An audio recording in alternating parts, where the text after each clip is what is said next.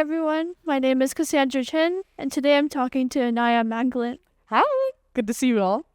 Can you introduce yourself? Absolutely. So my name is Nyah Macklin. I'm a senior developer advocate at Neo4j. I have a engineering background. However, I also have a non-traditional background in engineering. So my original degree was in Afro-American Studies, and I've worked in government a bit as well. So a little bit of a mix of things. I wanted to talk to you because, every time I see you, you're so full of energy. Oh my God, please. It just makes my day. Thank you so much, Cassandra. I appreciate you. Same here. You already know.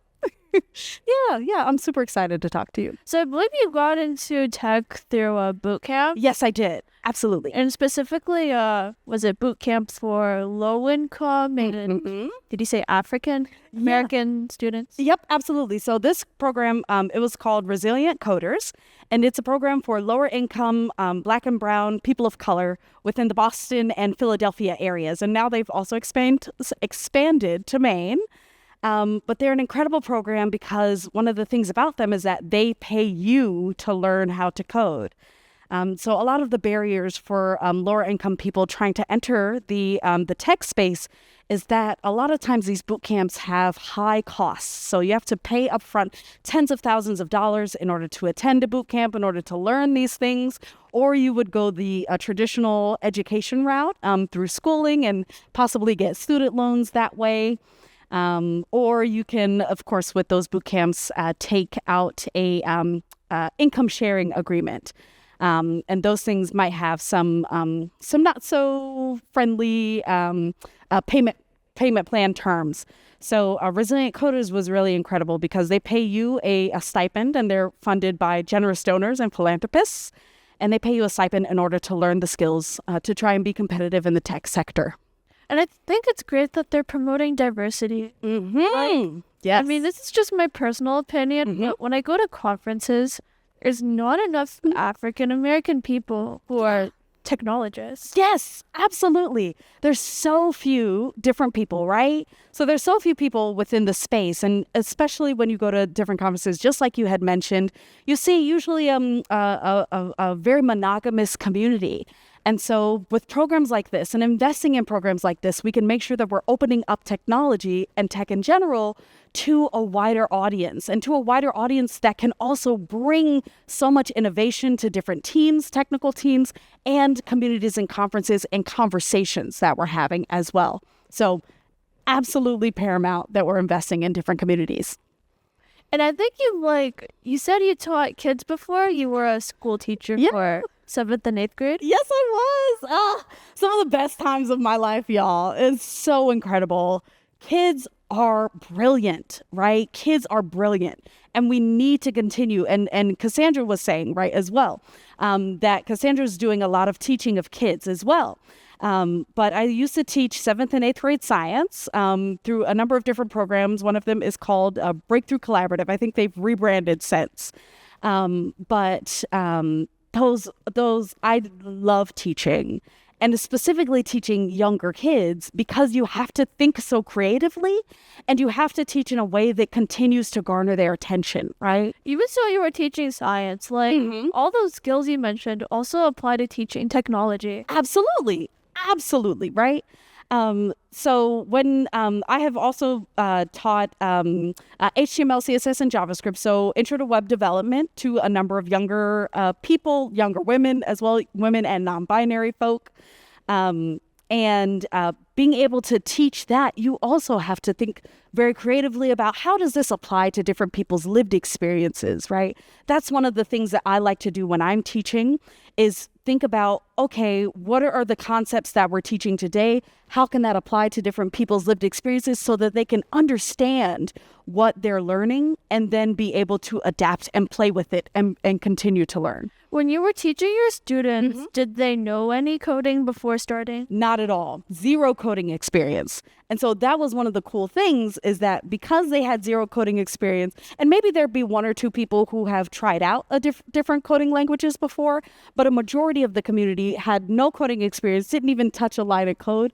And we would be teaching them how to interact with, for example, the terminal, command line, learning different languages, JavaScript being one of them as well. Yes.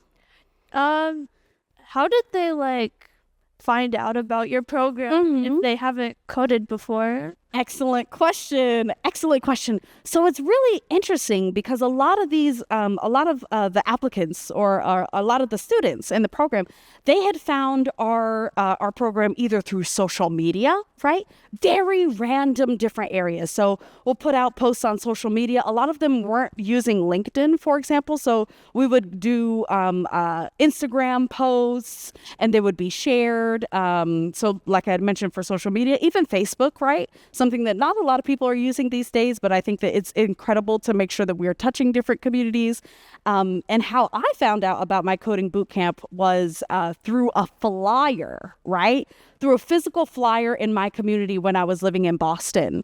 They had put a flyer up that had said, we'll teach you how to code and we'll pay you to do it. And I truly thought it was a scam, right? I thought that this was fake. I had even told my mom about it and she said, no, that's a scam. Don't even believe them. But I then I had no idea what this term was before. I went to a hackathon. And again, never heard of a hackathon before. I was like, this is ridiculous, right? What are we going to be doing? Hacking? How are you going to teach me how to code within that time? But that's when I then was able to continue to learn and then become a senior engineer, which is what I am today. I like your points about posting on multiple social media platforms. Because I find myself mostly using LinkedIn because everyone I meet at the conference seems to use it. Yes. But when I look at the demographics of, people I see at conferences, I think the more diverse set of people might be on Instagram and those other platforms. Yeah, exactly.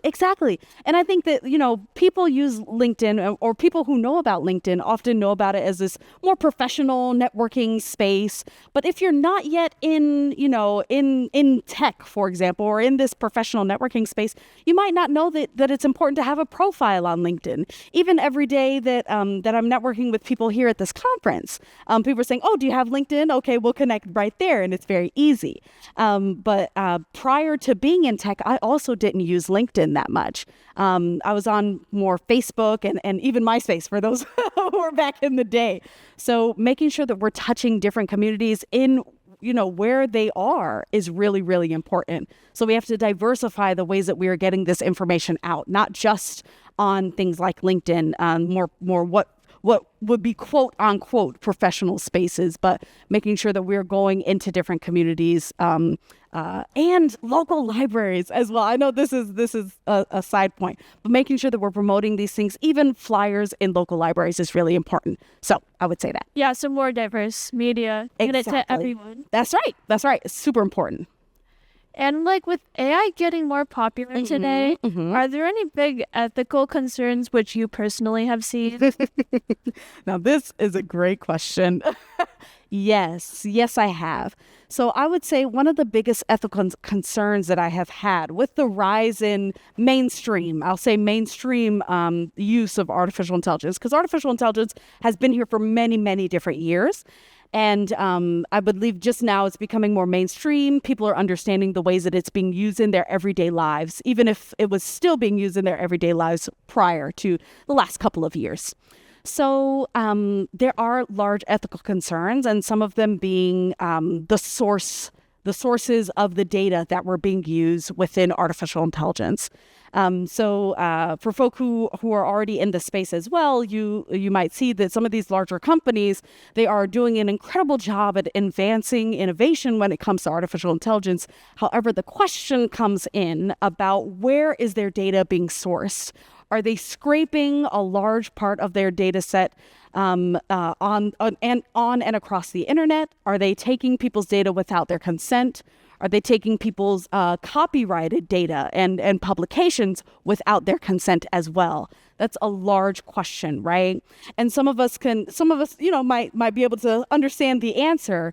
But because of that, I think that it's really imperative that we introduce and normalize what it means to have responsible artificial intelligence, rather than continuing to give all of our time and resources and funding to creating and promoting artificial intelligence within our communities, but that is not rooted within that responsible AI piece. I would like to touch on another topic. Because I know that, you're non-binary. Yes. So, for the people watching this, if they ever meet someone who is non-binary, how should they treat them and respect them? Yes. So I think that they should treat them and respect them as they would want to be treated and respected. I think that that's always one of my go-to mentalities around this. So if you would want someone to not call you by someone else's name constantly, right? Then I think that it's really important indicator that you should do the same for the other person. I always say that, I want to be treated kindly and with the utmost respect as well. And so I expect that people reciprocate that as well. And when you encounter a non-binary person, treat them as a regular human being, right? Don't treat them disrespectfully. Don't tell them that you are going to not call them by how they want to be called. Make sure that you are treating them as greatly as you would someone who, I would say someone who's even a member of your own family, right? Treat them with kindness, respect, and with I would just say in general, treat them with kindness. I think it's also important we respect pronouns. Absolutely. KubeCon does a good job of this. Yeah. They give you pronoun stickers you can put on your badge. Yep. But I think we're not always at a conference venue, and not all conferences have pronoun stickers. That's correct. So how would you approach pronouns when you're not at KubeCon? Yeah, excellent question. So how I would approach pronouns is making sure that we're trying to normalize pronouns, right? Normalize introducing ourselves with pronouns, even when we're introducing ourselves to different people at different conferences. Hello, my name is Nyah Macklin. My pronouns are they, them, theirs, or she, her, hers. Making sure that, people, even if they are non-binary, introducing yourself with your pronouns helps to normalize this conversation and helps to make sure that you are understanding how to refer to someone. Because someone might say that, they want to be referred to by their name only. And so if you're going to use pronouns, then you want to make sure to replace that with their name. And it's both a sign of respect and a sign of dignity as well. I think it's very important. I think even I can learn from this. Yes, exactly. We can all learn, and it's all a learning experience as well. And that's okay, right? A lot of people, we're going to mess up, right? Even I mess up all the time, right?